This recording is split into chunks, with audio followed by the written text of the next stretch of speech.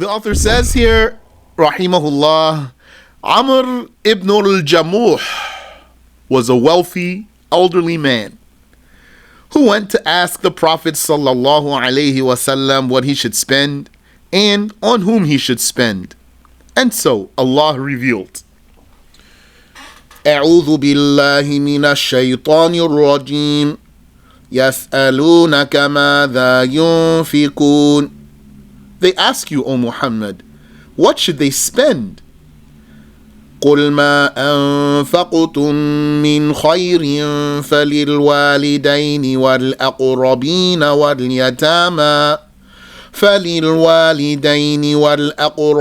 واليتامى والمساكين وابن السبيل.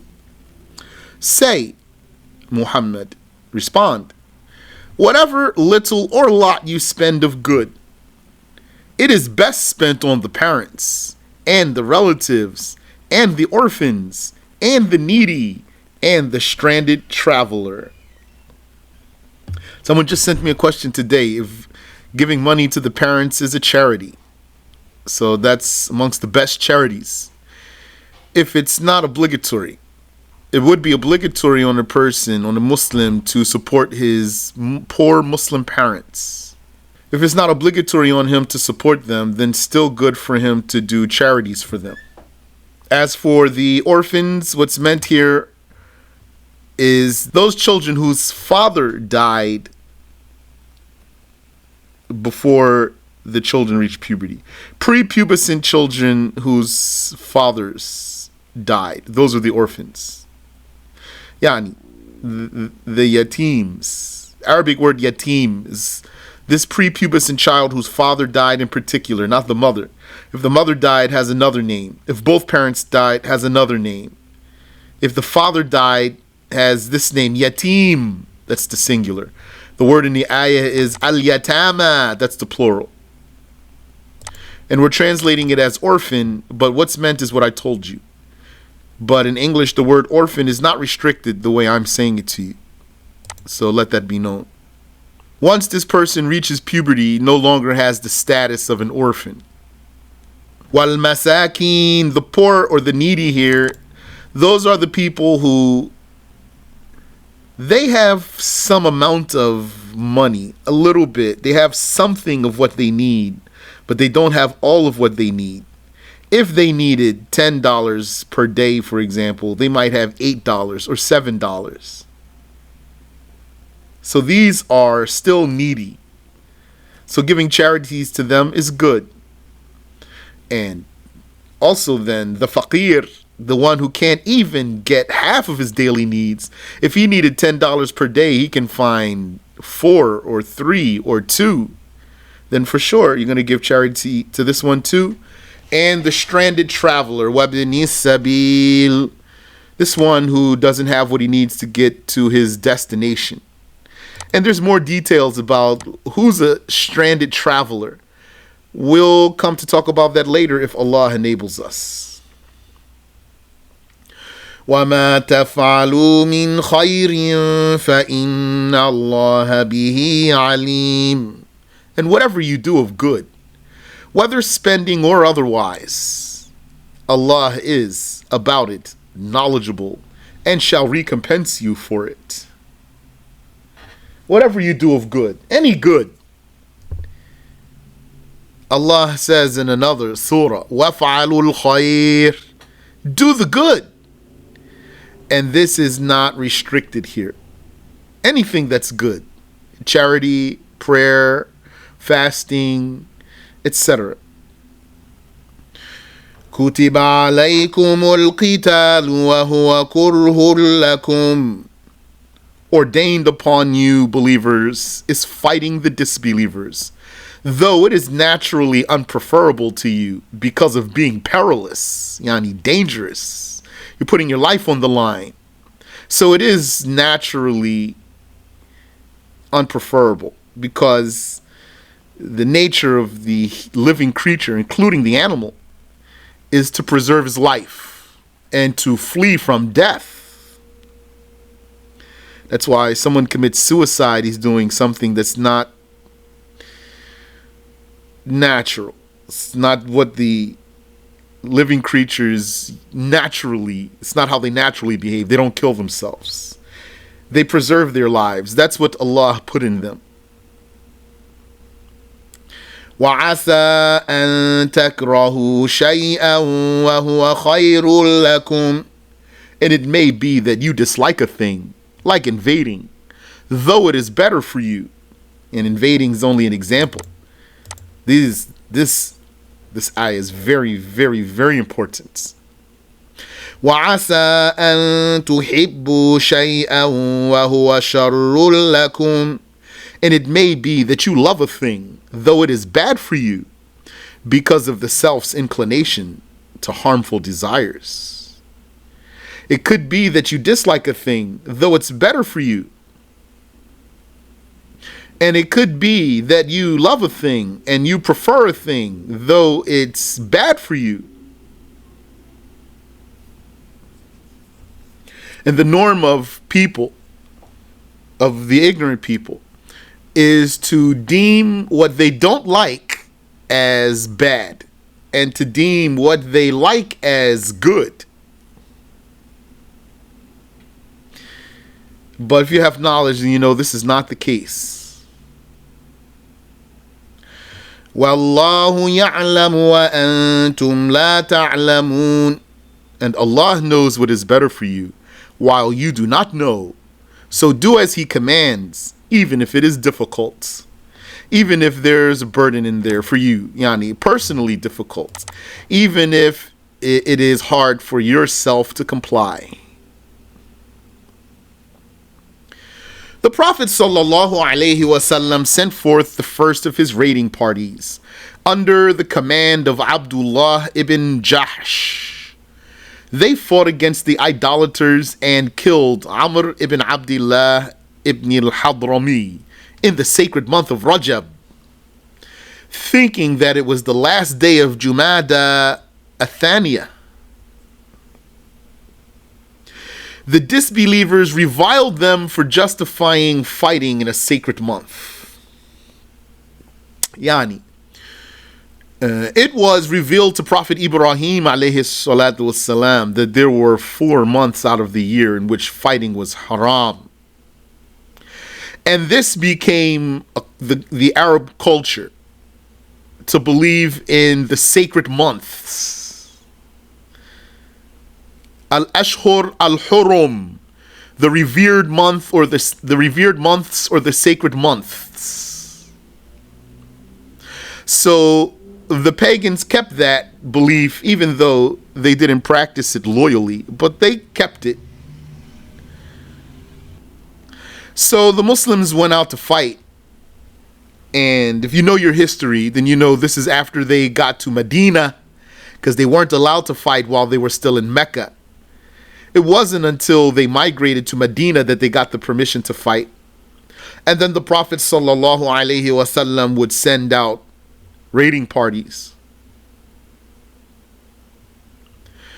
So the Muslims had miscalculated the time, and they didn't know that the sacred month was in. They thought it was the last day of Jumada the second. Jumada the second. So the disbelievers reviled them for justifying fighting in a sacred month, although they would do that. But they reviled them for fighting in the sacred month. And so God revealed the following. يَسْأَلُونَكَ عَنِ الشَّهْرِ الْحَرَامِ قِتَالٍ فِيهِ. They ask you, Muhammad, about the revered month, about fighting in it. Here, يَسْأَلُونَكَ عَنِ الشَّهْرِ الْحَرَامِ. They ask you about the revered month. قِتَالٍ فِيهِ. Fighting in it. Here, we repeated about in parentheses, because this word qital, which is translated here as fighting, that's called in the sentence badal. A badal means it's like you're repeating some word there without me going into details. So this is approximately the meaning here. They ask you about the revered month, about fighting in it. Who's asking? Could be the Muslims are asking the Prophet, or it could be the kuffar were asking the Prophet sallallahu alayhi wa ala alihi wa sallam. قُلْ قِتَالٌ فِيهِ كَبِيرٌ. Say, Muhammad, fighting during that month is a great sin that was later abrogated, according to Nasafi, not then. وَصَدٌّ عَن سَبِيلِ اللَّهِ وَكُفْرٌ بِهِ وَالْمَسْجِدِ الْحَرَامِ وَإِخْرَاجُ أَهْلِهِ مِنْهُ أَكْبَرُ عِنْدَ اللَّهِ. But hindering people from Allah's way, which is His religion, or hindering people from Allah's way, referring to when the pagans blocked the Muslims from performing Umrah that year of Hudaybiyah,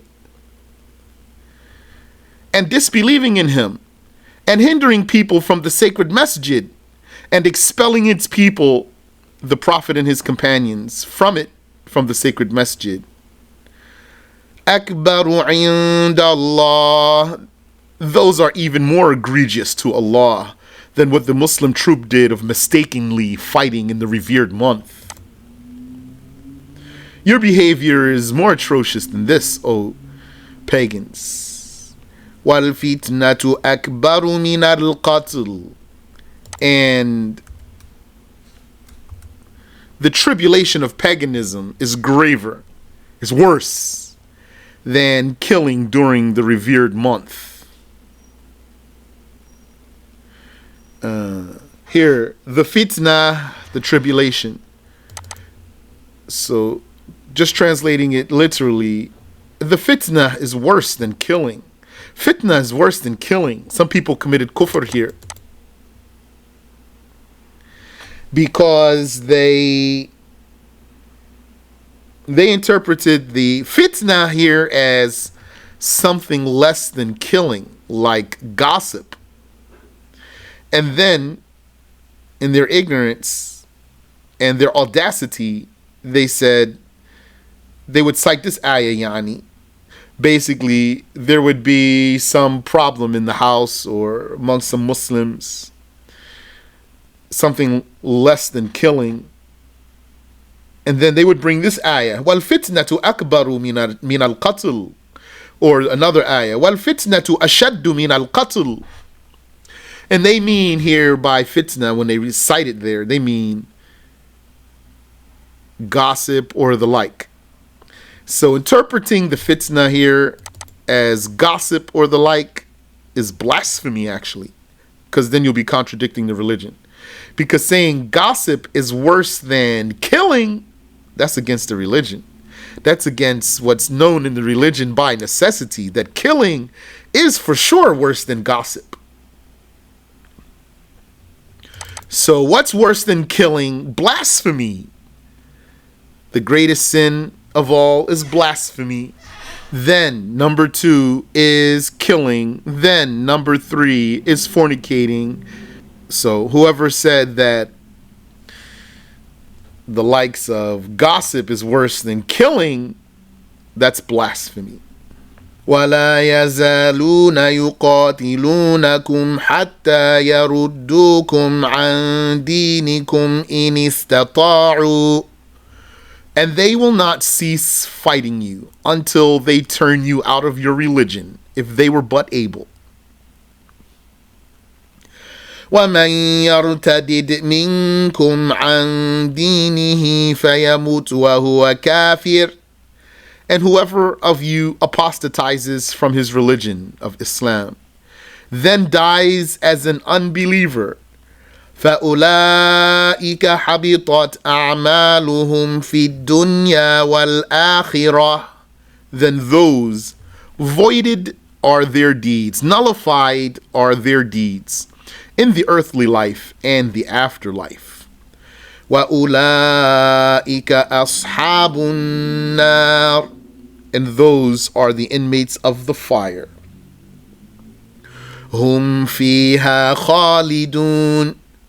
They are therein, or they therein abide forever. When those of the raiding party of Abdullah ibn Jahsh thought that although they had been released from the sin of having killed in the revered month, that's been clarified for them, that they weren't sinful for having killed in the revered month. So they went out for fighting, for war. They weren't just killing people. They were still afraid, though, that they would not receive any reward. And so the following was revealed. إِنَّ الَّذِينَ آمَنُوا وَالَّذِينَ هَاجَرُوا وَجَاهَدُوا فِي سَبِيلِ اللَّهِ. Surely those who believed and those who migrated and fought in the way of Allah, for the sake of Allah, أُولَٰئِكَ يَرْجُونَ رَحْمَةَ اللَّهِ. Those, they hope for the mercy of Allah. They hope for His reward. وَاللَّهُ غَفُورٌ رَحِيمٌ. And Allah is forgiving of the believers, merciful to them. 4 verses were revealed about wine. Wine means made from grapes in particular. But if a drink is made from another type of fruit or vegetable, still has the same judgment. Just though wine in English and khamr in Arabic refers to what's made from grapes in particular. So 4 verses were revealed about wine. Revealed in Mecca was Surat An-Nahl, ayah 67. وَمِن ثَمَرَاتِ النَّخِيلِ وَالْأَعْنَابِ تَتَّخِذُونَ مِنْهُ سَكَرًا.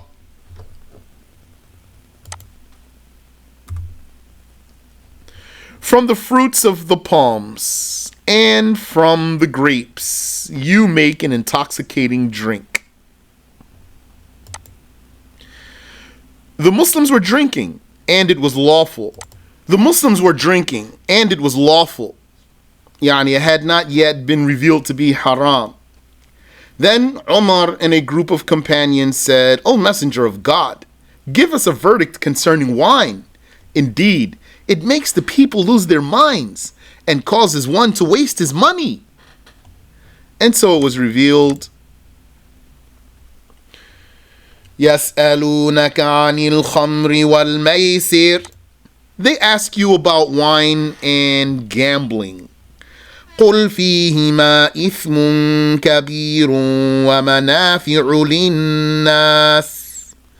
Say, in both of them is great sin, because of the disputes and the insults and the obscenities and the lies that happen because of them, the wine and the gambling. In both of them is great sin, harm, and benefits, because of the ability to make money from them easily and because of the pleasure found in drinking. وَمَنَافِعُ لِلنَّاسِ. And both of them have benefits for the people. وَإِثْمُهُمَا أَكْبَرُ مِن نَفْعِهِمَا. But their sin and the corruption that stems forth from them is greater than their benefit. So this is the case that Allah Ta'ala, everything He created has a benefit. Even the pig. Even evil. Even evil has benefits. But just because something has a benefit doesn't mean that it's permissible. Doesn't mean that it's lawful. This is important because that's what somebody's going to do to justify for himself something. He's going to find some angle of a benefit in something and then justify doing it regardless of the religion. If you were to tell him that the religion said you can't do it, then he would object because of some benefit that he found in whatever it is he wants to do. Not every benefit is strong enough to make something lawful. وَيَسْأَلُونَكَ مَاذَا يُنْفِقُونَ. And they ask you, what amount should they spend? قُلِ الْعَفُوَ. Say whatever is extra and keep what you need. Yani, if you want to give charity, give a charity that you can afford. Don't give a charity that ruins you.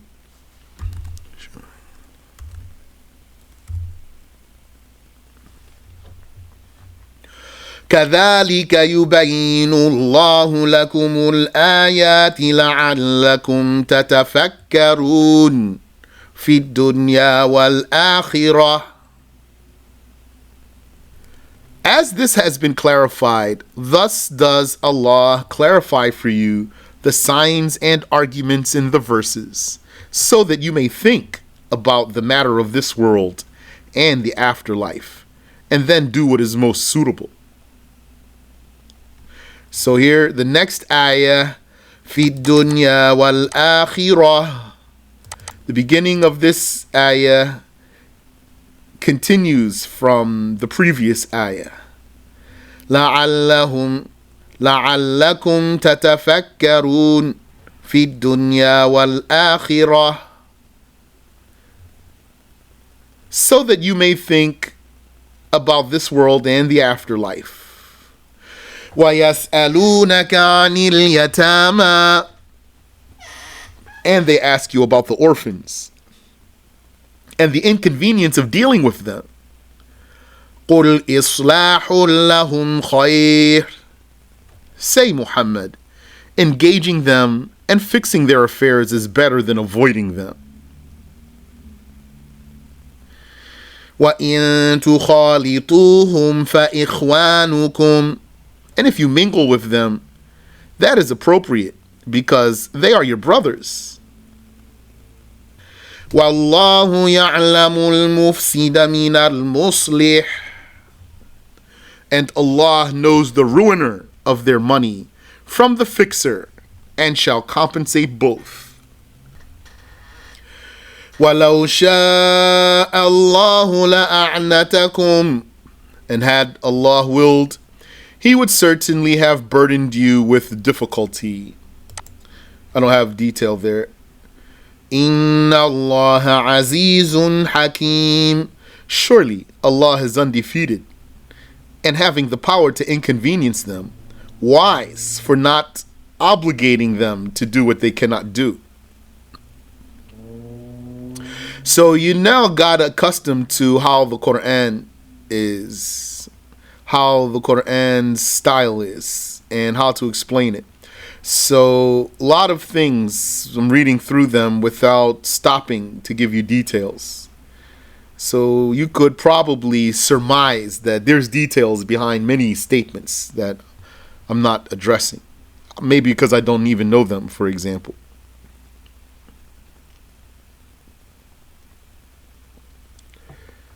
One Mirthad asked the Prophet ﷺ about marrying a woman named Anaq. She was a pagan woman. And when it was suggested that it was shameful to marry a slave girl and better to marry a free idolatress. So this is here, they're talking about some social issues, especially at their time, relevant for them. So they were Muslims dealing with idol worshippers, dealing with Jews for the most part. And also they had slaves, and others had slaves too. Wasn't special to the Muslims. So some people thought that marrying a slave girl, this is shameful. Better for you to marry a pagan woman, a free pagan woman. So it was revealed, وَلَا تَنْكِحُوا الْمُشْرِكَاتِ حَتَّى يُؤْمِنْ.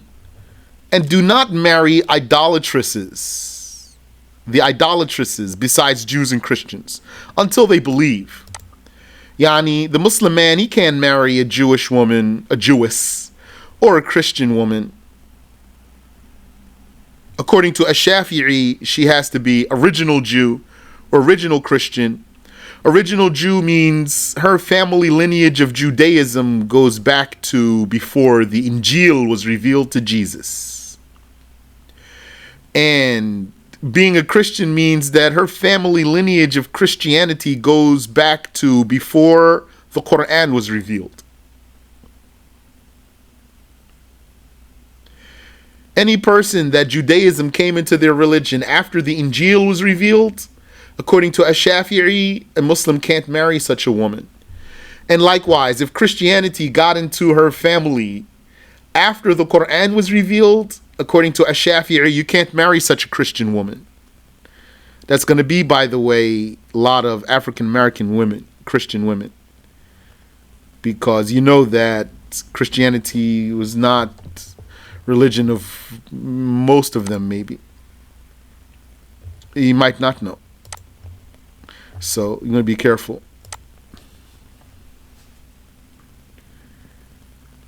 But sometimes you can know. You can know sometimes, like, because of the culture, like Ethiopian Christians and Lebanese Christians and Syrian Christians. Christianity is in their family for many, many, many centuries. In their families. Sometimes you might be doubtful, like African American Christian, because good chance that they were introduced to Christianity later. Since a lot of those slaves were Muslims or idol worshippers. Maybe some of them were Christians though.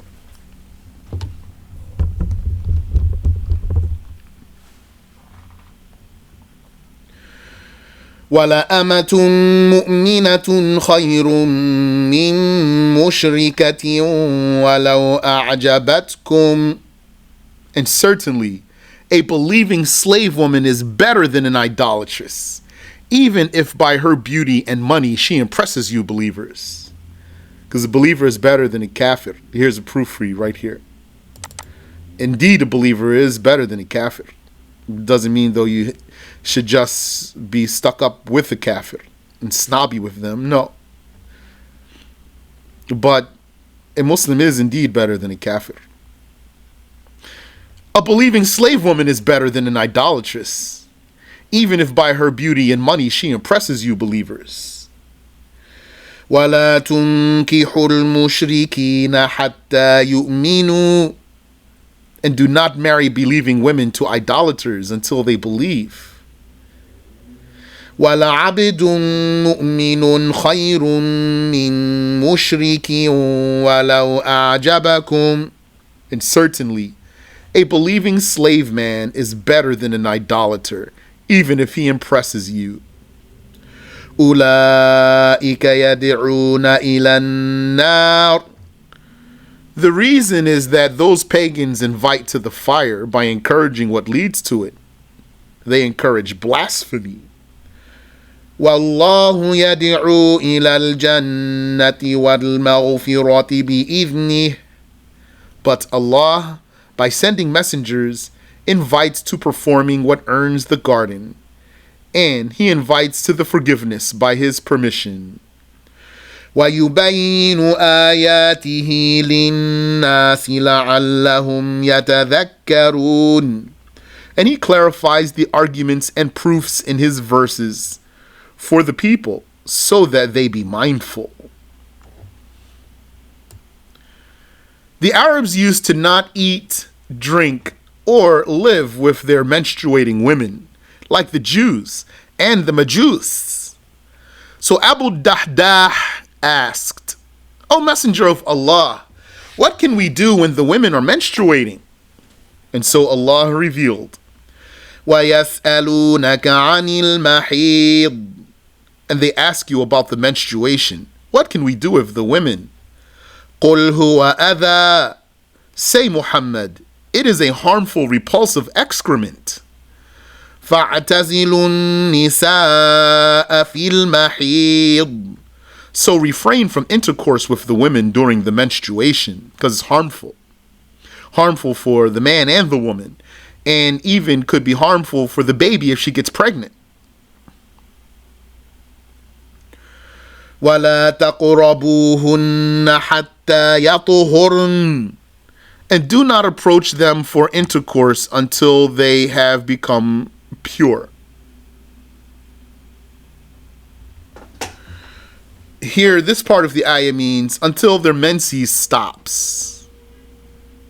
This part of the ayah doesn't mean they made a ghusl yet. Do not approach them for intercourse until they have become pure, until their menses stops. But that's not enough. She has to take a ghusl also. Except according to a detail that Abu Hanifa mentioned, which I'll tell you inshallah. But before that, let me just finish here. فَإِذَا تَطَهَّرْنَ فَأْتُوهُنَّ مِنْ حَيْثُ أَمَرَكُمُ اللَّهُ. Then, when they perform purification, that's the ghusl, approach them in the front private part, where Allah has ordered you. So, according to the Shafi'i school, if the woman's menses ends, then as you know, her man still cannot have intercourse with her without her performing a ghusl. But Abu Hanifa has a detail. According to Abu Hanifa, if a woman reached the maximum days of menses, which is 10 in the Hanafi school, she got to 10 days of menses. That's the maximum, which means there's no more menses after that, according to their school. Yeah, and had there been bleeding after that, it would have been a sickness bleeding, not menses. The menses is over. So according to them, now you can have intercourse with her before she does ghusl. Because, not just because the bleeding stopped, but because she reached the maximum of menses. So according to them, you can have intercourse with her before she does ghusl. Now, if they have some more details, then maybe they have more details there. I'm not very well versed in Hanafi school. But this is a thing for them, that a woman could reach maximum days of menses, and then her husband could have intercourse with her without her doing a ghusl yet. That's haram according to a Shafi'i. So this is what the ayah is saying here. This ayah made a difference between two things here. وَلَا تَقْرَبُوهُنَّ حَتَّى يَطْهُرْنَ. Do not approach them for intercourse until they have become pure.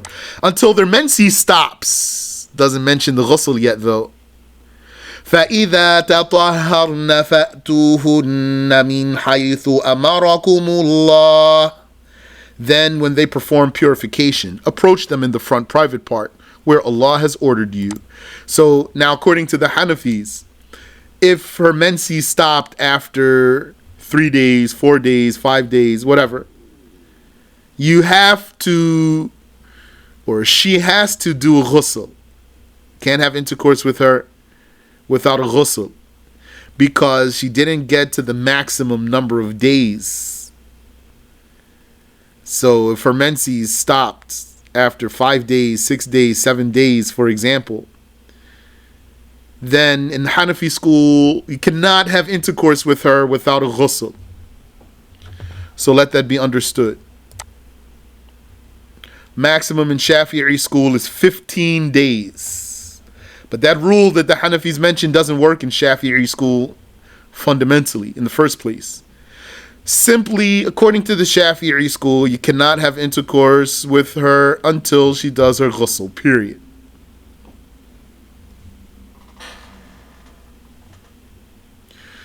إِنَّ اللَّهَ يُحِبُّ التَّوَّابِينَ وَيُحِبُّ الْمُتَطَهِّرِينَ. Surely, Allah accepts those who frequently repent, and He accepts those who purify themselves. Or it means He accepts those who refrain from intercourse during menstruation. Or it means He accepts those who refrain from sodomy.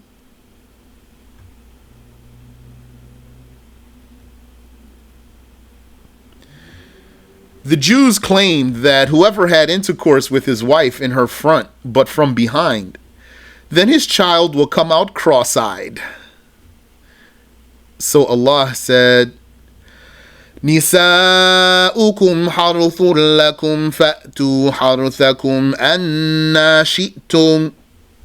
your women are tillage for you, so approach your tillage whenever and from whichever position you want. Your women being tillage for you is a metaphor. It means Allah made it lawful for you to impregnate your wives. Like how the farmer plants the seeds in the ground. فأتوا حرثكم أنى شئتم. So approach your tillage whenever and from whichever position you want. Yani, whenever means as long as it's not haram. Like not while she's menstruating and not during the daytime of Ramadan.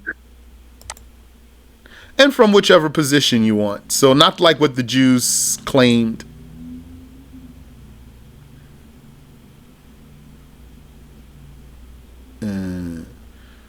But not sodomy though. Here, فأتوا حرثكم أنى شئتم. approach your tillage however you want. If I want to be very literally. أن يعني كيف. أن شئتم كيف شئتم. However you want. That's not evidence for the permissibility of sodomy with the wife. So what is the judgment of sodomy with the wife? Correct answer that's haram. Major sin. And the woman could take her husband to the judge for that. She might tell on him for doing that to her. Is that a consensus though? Depends on how you look at it. So if you look at it from the perspective that some mujtahids did legalize sodomy, then it's not consensus. But if we deem their saying anomalous and irregular, meaning although they were good, pious, qualified mujtahids, they came to an answer that's contrary to the evidence, so their answer must be disregarded, then if we take that position, then we are able to say there's a consensus that sodomy with the wife is haram. Now, I'm mentioning this for you, for your knowledge, for your information. So you might one day meet a person who tells you it's not haram. Some of the imams said you can do it. And then you'd be like, what? And then you give me a phone call or something. So it's true. Some of the imams said you can do it. Correct saying though, that's haram. Don't do it. There are hadiths about that. The Prophet sallallahu alaihi wasallam, he said that